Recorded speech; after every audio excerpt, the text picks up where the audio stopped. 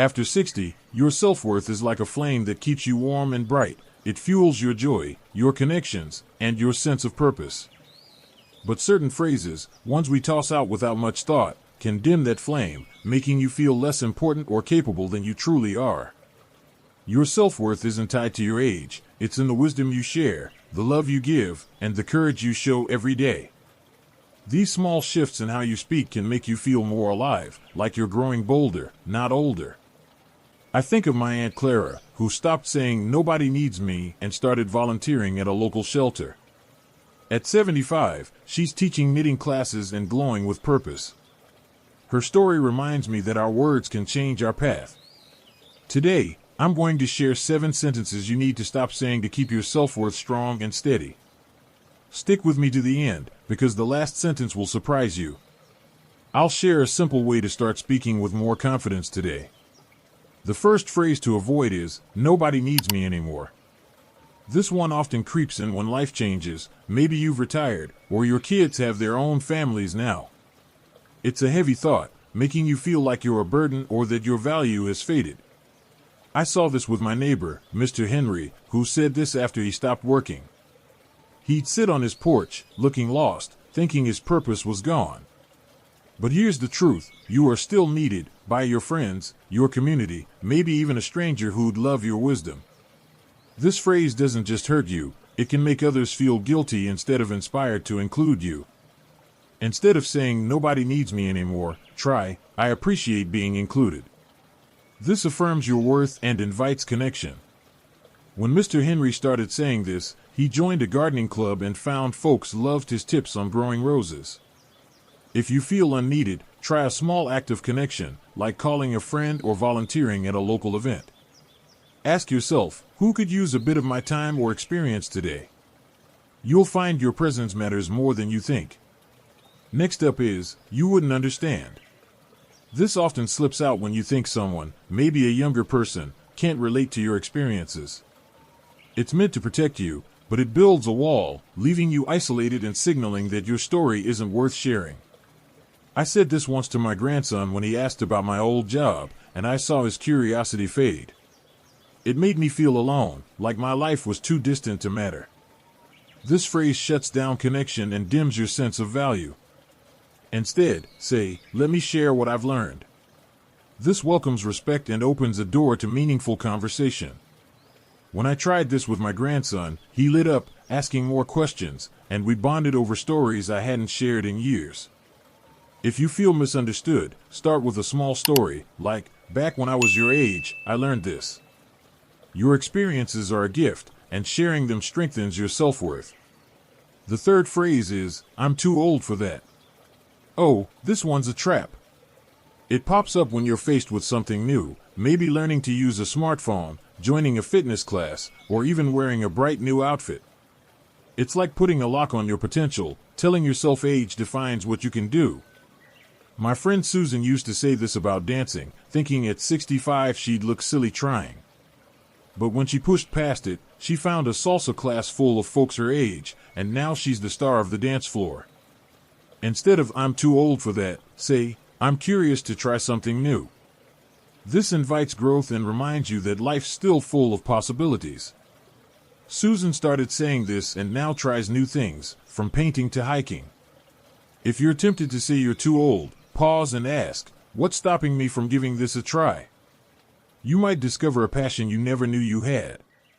We've already dug into 3 phrases that can quietly steal your confidence: "nobody needs me anymore," "you wouldn't understand," and "I'm too old for that." It's incredible how much our words shape the way we feel about ourselves, isn't it? By choosing to replace those with words that lift us up, you're taking real steps to keep your self-worth shining bright. Now, let's move on to 3 more sentences you might be saying without realizing how they hold you back. These are ones I've heard from folks just like you, and I've got some practical ideas to help you shift your words and mindset to stay vibrant and valued. The 4th phrase to avoid is, "there's no point." This one often sneaks in when you're feeling discouraged, maybe looking at a new goal or opportunity and wondering if it's worth the effort. It's like a weight that drags down your motivation, making you feel like nothing you do matters. I saw this with my cousin Tom, who said this when his book club suggested reading a new novel. At 68, he thought, why bother, and it kept him from joining in. But that mindset made him feel more disconnected, like he was just drifting through his days. This phrase doesn't just sap your energy, it robs you of chances to find purpose and joy. Instead of saying there's no point, try, I'm looking forward to. This shifts your focus to hope and purpose, opening your heart to new possibilities.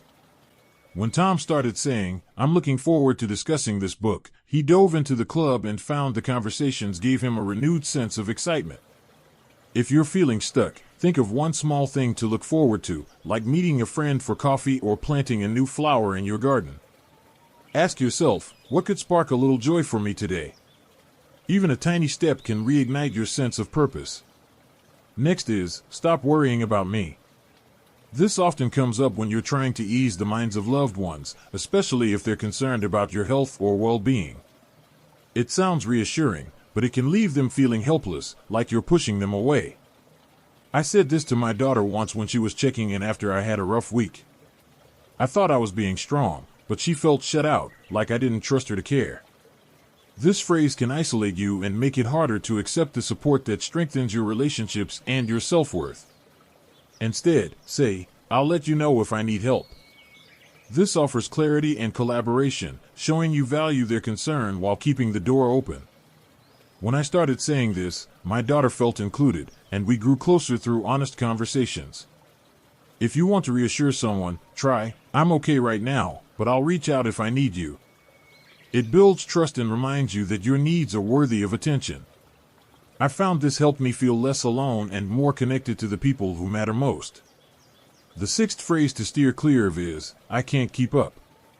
This often pops up when life feels fast, maybe technology's moving too quickly, or you're watching younger folks zip through their days. It's like admitting defeat, signaling you're out of the race and inviting others to step in too much, which can chip away at your independence. My friend Bill said this about social media, feeling overwhelmed at 72.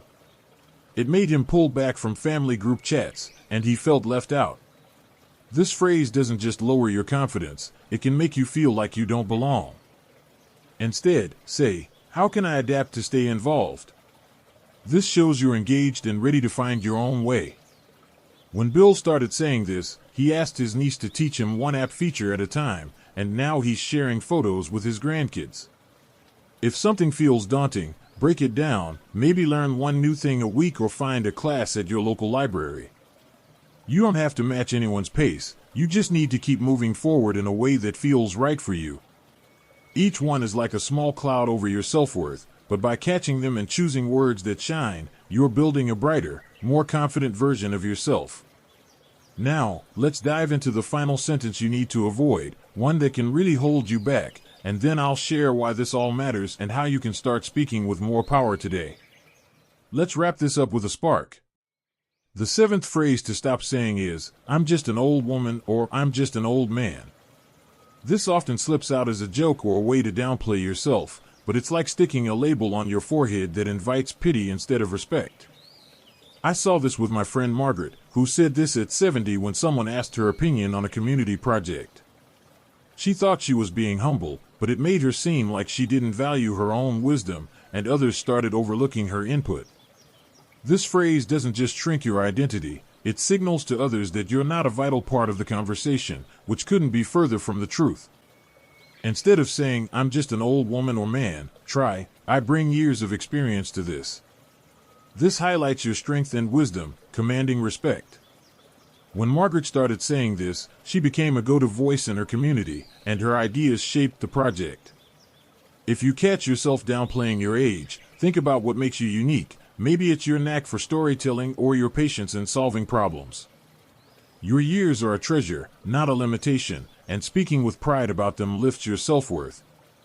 Here's a simple way to start. Pick one phrase from today that you've said before, maybe I can't keep up or I'm too old for that. For 1 week, catch yourself and swap it for the positive version we talked about. Jot down how it feels, maybe you'll notice you smile more or feel lighter. And share your experience in the comments. I'd love to hear what phrase you're letting go of and what you're saying instead. Try something like, I'm done with there's no point, I'm looking forward to new things. And let me know where you're watching from. It's so special to connect with you all. If this video gave you a new way to speak to yourself with kindness and strength, give it a thumbs up and subscribe for more tips to live your best life after 60. Thanks for joining me today. See you next time.